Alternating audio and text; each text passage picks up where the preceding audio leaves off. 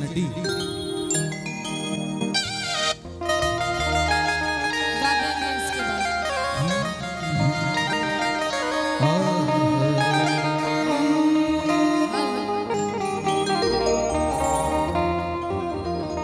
बहुत धन्यवाद। बाकी माँ गौरा कैसे कहत रे कोनो भाव ना हमसे भंगिया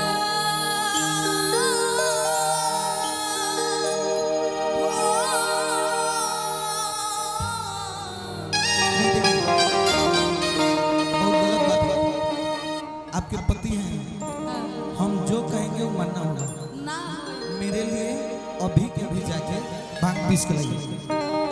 ना हमसे भंगिया पिसाई गणेश के पापा ना हमसे भंगिया पिसाई गणेश के पापा कि नहीं हर जा अपने पास नहीं है। भंगिया पिसाई गणेश के पापा कि नहीं हर जा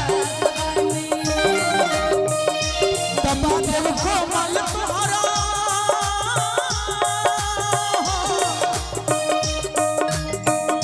दबा देव कोमल तोहर कलाई गणेश के बाबा की भाग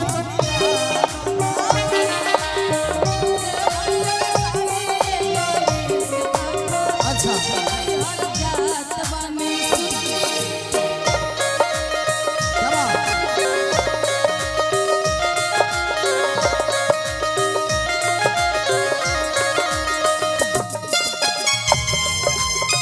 बोलिए शंकर भगवान की बोलता बोलता।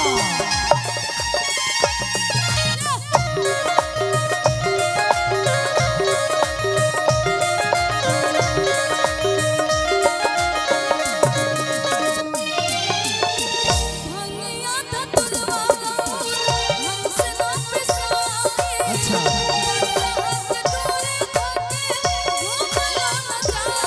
बहुत बात है।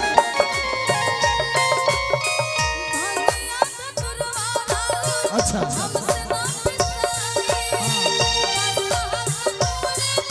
हम बसा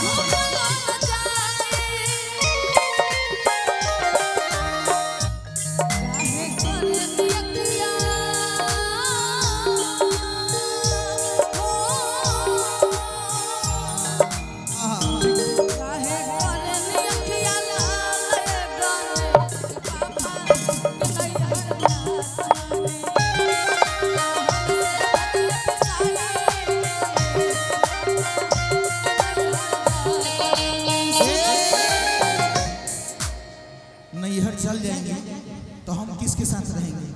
ये जब आई थी शादी होके तो हमसे बोली थी कि बड़ा मच्छर काटता है, हैं? ऊपर बड़ा मच्छर काटता है, मच्छरदानी लगा दीजिए। तो हम इनके लिए मच्छरदानी लगवाएं पत्थर पर, हैं? भाई भाई भाई भाई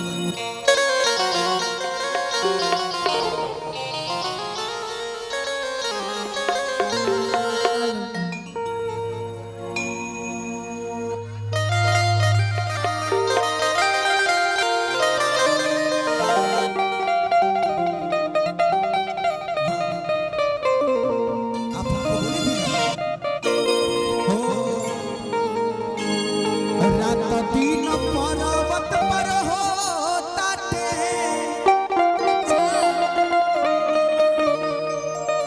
अरे हमके परेशानी भोला जी याद है ना, है ना? हाँ।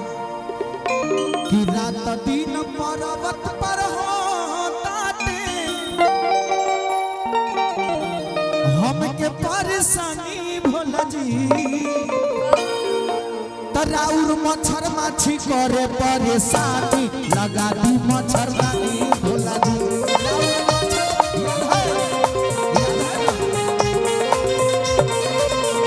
राउर मच्छर माछी करे परेशानी, लगा दी मच्छरदानी भोला जी।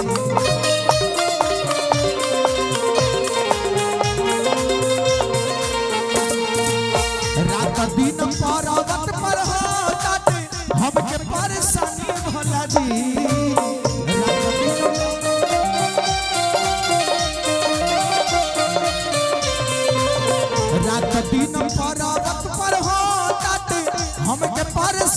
भोला जी राउर मच्छर माछी करे परेशानी लगा दी मच्छर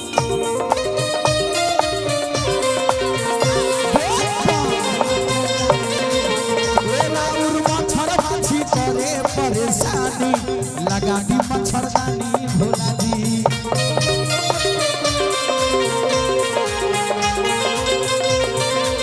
कना में तो डमरू बजावे सखी नाबा सुतला के सुख कही के गाना बादू नाबा सुतला के सुख कही के गाना बादू कुछ हमके जगा के भरवावे ले सखी तसैया कना में तो डमरू बजा डुग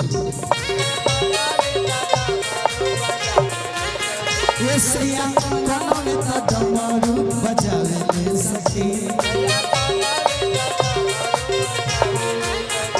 इतने ना अखिया करेले लाल चार चिलम खींच के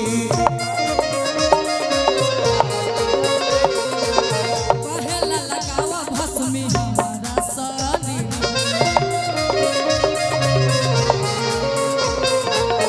अखिया करेले लाल चार चिलम खींच के हार जाता जीव भाग दे तो पीस के तो बस बने बरिया नगवा छोड़े फुफका बस बने बरिया कहीं अपना हमरा के सतावे ले सखी सैया कौन में तो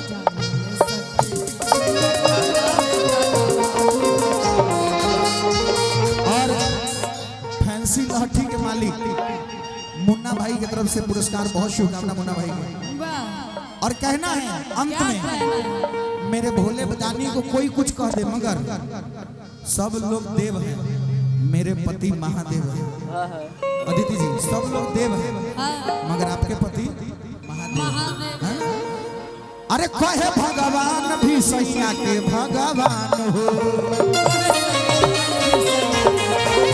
केहू नहीं जग में हमारा भोला के समान हो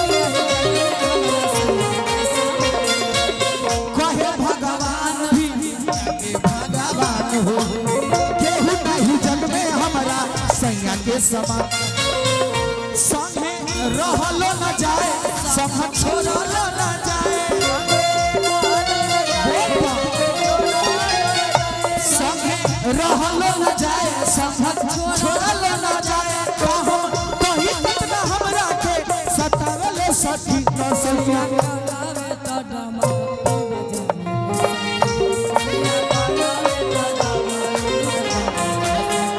ये सैया कोनो में तो डमरू बजावे ले सखी सैया कोनो में तो डमरू